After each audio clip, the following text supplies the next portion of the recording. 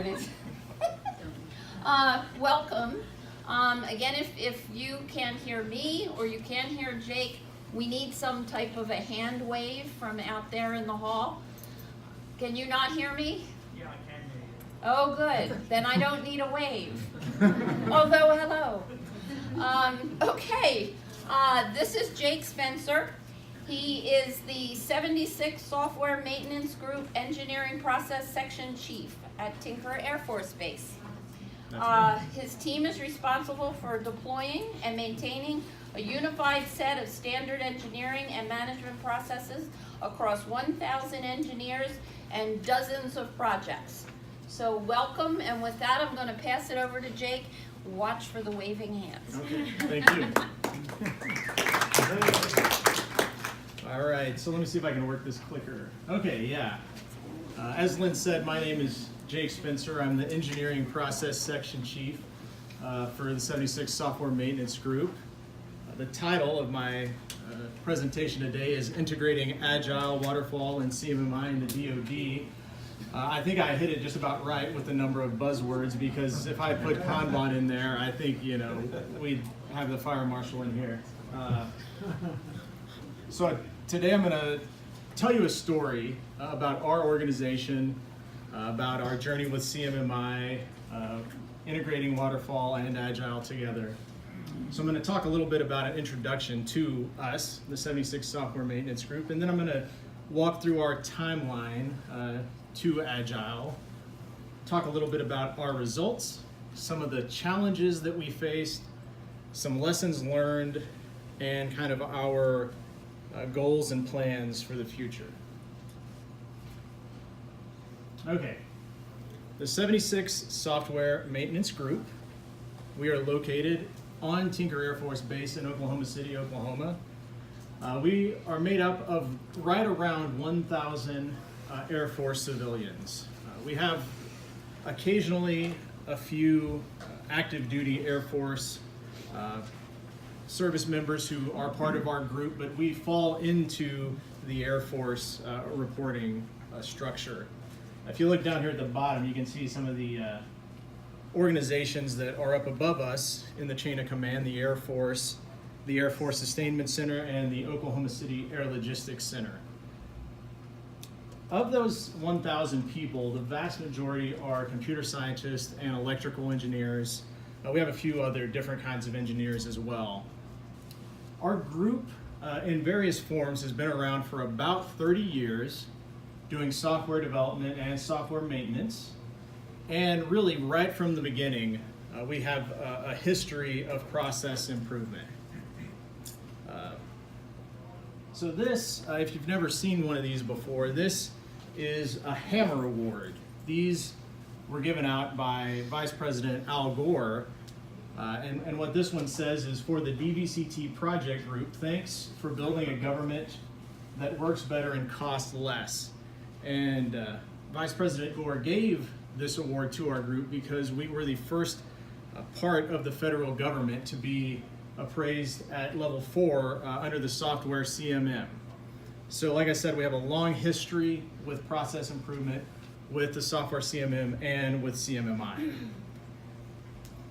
Okay, so this is our timeline to Agile. I'm going to throw it up here, and then I'm going to go into detail through all these sections. I'm going to start BC, that's before CMMI. And then we're going to continue out here to AD, that's Agile Domination. Okay, so we're going to start in BC, before CMMI. So like I said, we have this 30-year history of process improvement. To give you a little more detail about that, we were actually multiple different organizations doing different kinds of software on Tinker Air Force Base. One of those organizations, as you saw just a minute ago, had been appraised at level 4 under the software CMM. Another one had achieved a maturity level 3 rating under the software CMM. But in the early 2000 time frame, these multiple different organizations were merged together into one software maintenance group, which is what we are now and what we have been ever since then. But what we had happen then is we had these two competing process sets. We had one lifecycle guide and one process asset library, and so the group had this long struggle to bring those things together into a unified PAL, process asset library. And this took years and years, and it was really hard because we had very loud, very staunch defenders of both of the previous process sets who were loath to see any of those processes slip away. But you know, we worked through it, but not without a lot of struggle. And what we really began to see some of in that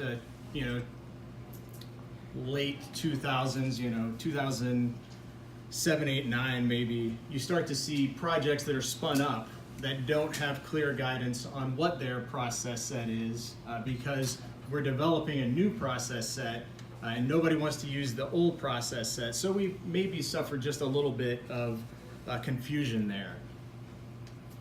So we're working on this new process set. We really want to deploy it across the whole group. And then around 2010, we kind of throw a wrench into the works. We have a project called Mission Planning. You can actually see that's a photo of the software in use over here. And this is a B52 mission planning software that's actually a Windows-based program that the B52 crew uses to plan out their missions on the ground. It looks at different waypoints and they plan how they're actually going to fly the plane and carry out the mission. And then some of that information for that mission plan is loaded onto the plane as they take off. But in 2010, they heard about Agile. They heard about Agile Scrum in particular, and they wanted to use that. So a lot of our organization is scrambling around trying to get this Waterfall PAL standardized and deployed, ready to deploy across the group. And we've got this scrappy little team of software developers that say, hey, we want to use this new Agile methodology that we're hearing about. So that's 2010. So word starts to get around. You kind of hear things through the grapevine in the organization, and that takes us into 2011. So our engineering process group starts to have some discussions with the mission planning project, and we have a formal kickoff of an Agile improvement project is what we call it.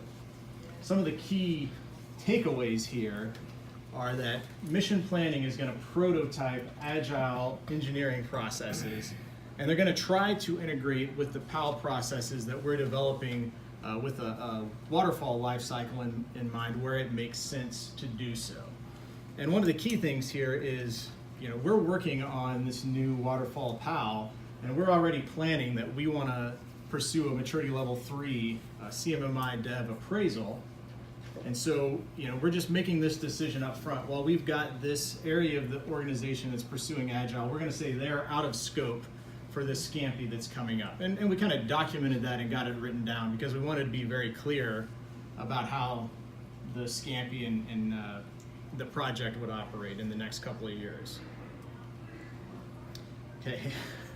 So, I only have 2 bullets on this slide for 2012, but, so we deployed the Waterfall PAL across the probably 700 or 800 people that are in the organization at that point. And if you've ever been part of an effort like that, I think that you can understand that I'm being pretty deadpan when I say that was a major effort, because that was a major effort. This is a overview of that first PAL process asset library. So this just covers the waterfall development and maintenance process set that we have in place for the organization in 2012. So you can see we've got management processes, we've got different kinds of engineering processes, support processes, tons of supporting documentation, right? So this was a major effort.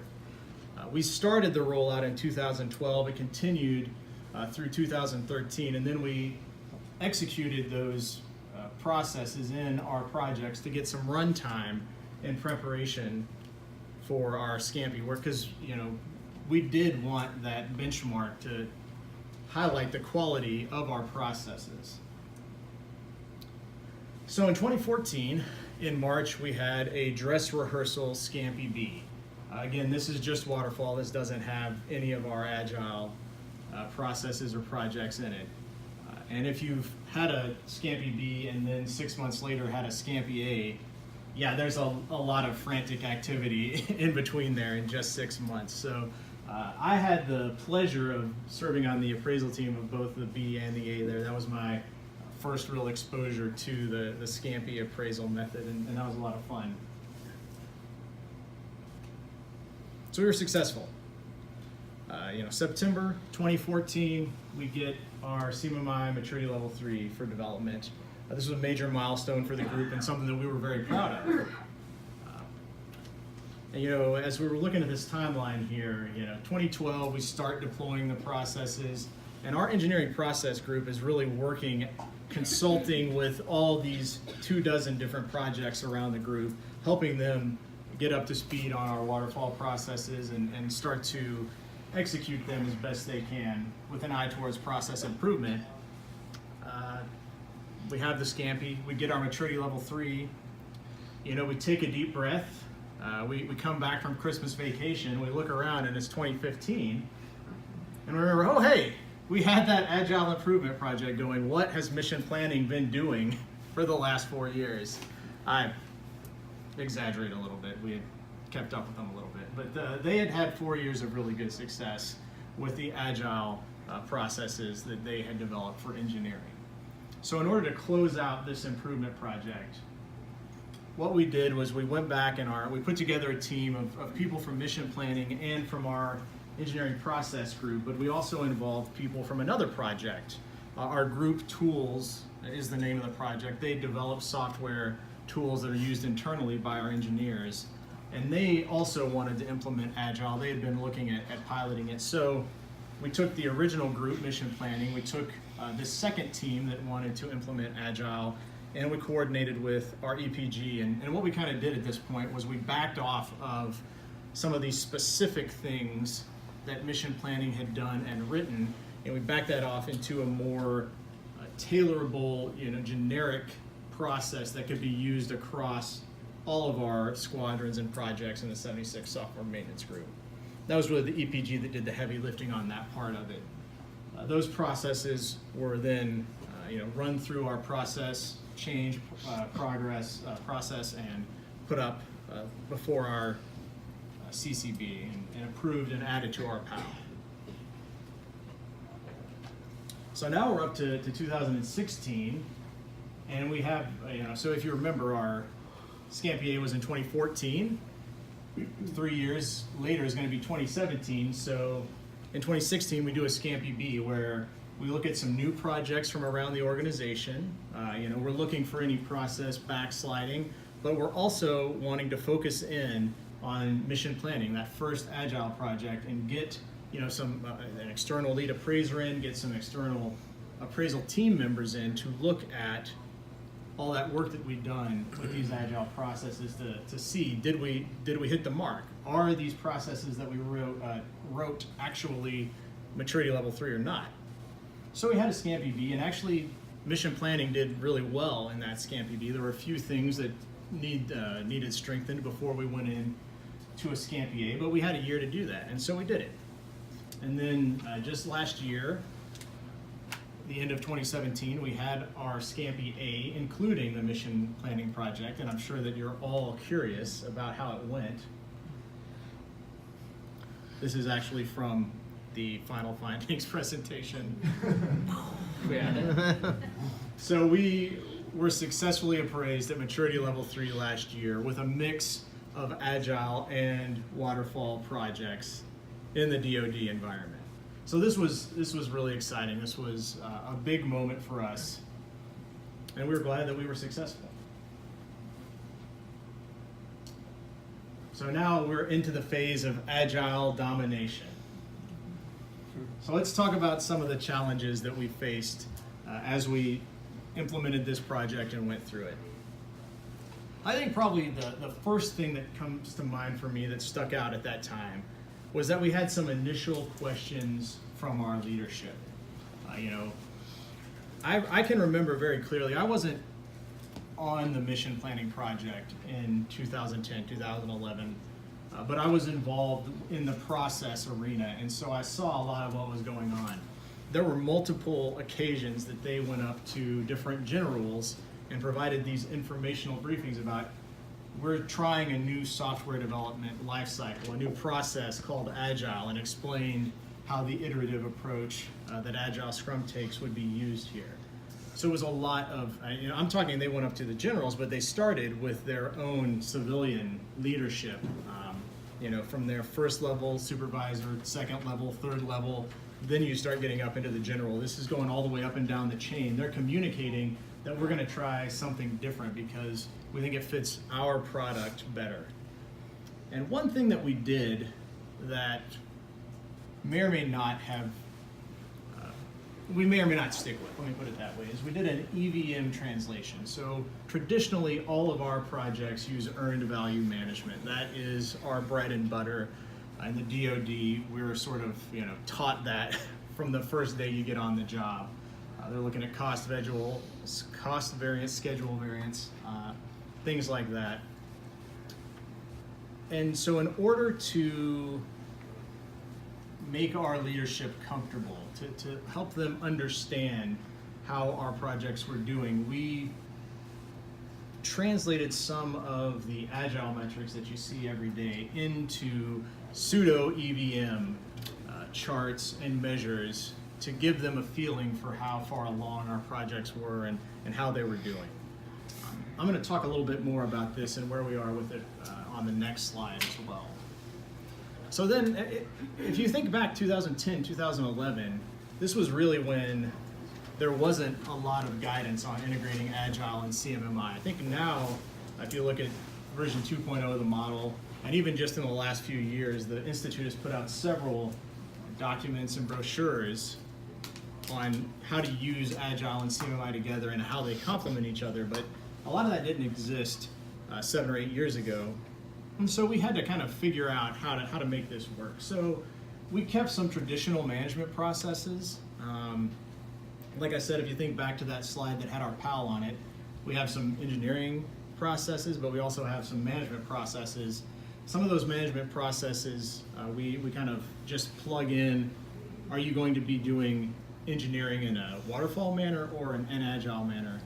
And this is really an ongoing effort as we are trying more and more to figure out how to manage these projects well. And then I would say a major challenge is prototyping Agile when you are also preparing and executing a waterfall Scampi.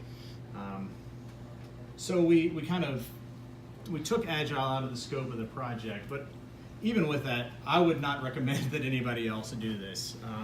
If we're trying to get, 800 people deployed and through a Scampi on one set of processes, and then you have a team of 20, 30, 40, 50 people that's really prototyping something else, that really split the attention of our EPG. And you kind of see that when we're focusing on that Scampi, we're not focusing a lot on the Agile. We're focused on them before, and then we get to sit down and focus on them afterwards, but it's really the team themselves that's doing a lot of the prototyping during that phase in time. So some lessons learned. I think there's not a question about this anymore. I think everybody that you hear this week will probably say Agile and CMMI can integrate. And I will say that I believe that CMMI fills in some gaps that you might have if you just went with a strictly Agile Scrum approach.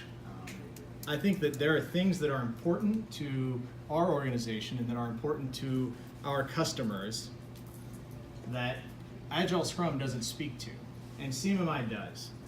And so I think that they work really well together if you find the value in each and put them together. One other big lesson learned for me and my team was that process improvement works best when it's both bottom-up and top-down. So this really started as a bottom-up effort. The mission planning team wanted to implement Agile. They wanted to try this new process lifecycle. But if they were out on their own, they might have done it. They may have been successful, but it wouldn't have been able to be replicated as easily across our organization. And so that's why I'm so glad that our organization and our EPG sort of brought in a top-down support approach to enable their success and to help them out, while also building a foundation that allows that agile process set to be moved across and deployed in different teams across our organization. So what does the future hold? So the DOD interest in Agile has exploded.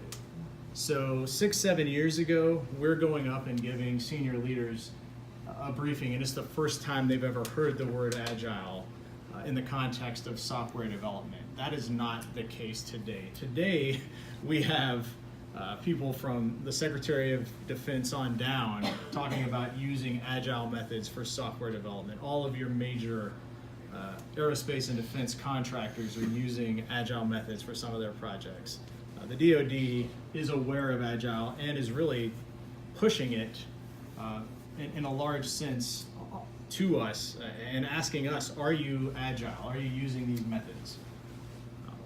Which leads to one of the things that our EPG is really trying to do in balancing Agile, Waterfall, and CMMI. Because even though, yes, our customers are sometimes coming to us and saying, we've heard about Agile, is this the new best thing? Sometimes it's not the best thing. Honestly, we have some teams that are really happy with their waterfall development methods. They've been using them a long time and they've had a lot of success, and they want to keep that method, even though they may have a customer coming to them and saying, oh, I heard Agile, was the best thing. Are you Agile? And so we're really trying to, like I say, balance those, integrate them together, and hold on to the really good things that CMMI brings that you will lose if you just throw your PDF out the window, because you don't have a textbook anymore. So the future for us really looks like continuous process improvement for both Agile and Waterfall. If you take a large organization to CMMI maturity level 3, you get that first successful appraisal, you feel really good. Then there's a lot of work where you're cleaning up things, you're smoothing out some of the rough edges, and we feel really successful that we've had our first reappraisal last year, and we're still at maturity level 3, and actually our organization looks better. There are fewer yellows when we look at the characterization across the organization. And so it was a real process standardization effort, and now we are to a place where we're mature enough that we can really focus on improving our processes and our projects. And so we're working on improving our Agile and our Waterfall projects. Like I said a couple slides ago, we did this EVM translation because some of our customers and some of our leadership really only felt comfortable with those kind of metrics and didn't want to give them up. So some of that got written into our standard Agile process. So now we have other project teams that are spinning up and using our Agile process. We have other customers that didn't grow up in the DOD where they expected earned value. And so these people are coming to us and saying, why am I doing this pseudo EVM? This doesn't make any sense. This isn't really Agile. And so we have some teams that are looking at moving on from that, and what are some better metrics that our teams can use in Agile projects. We're also exploring the scaled Agile framework. I think we have seen some interest in that from some of our larger teams, where you might have multiple different teams working on larger developments than sort of what our mission planning team was doing. And we're really trying to look at CMMI version 2.0 and embrace it and move forward with everything there, both Agile and Waterfall.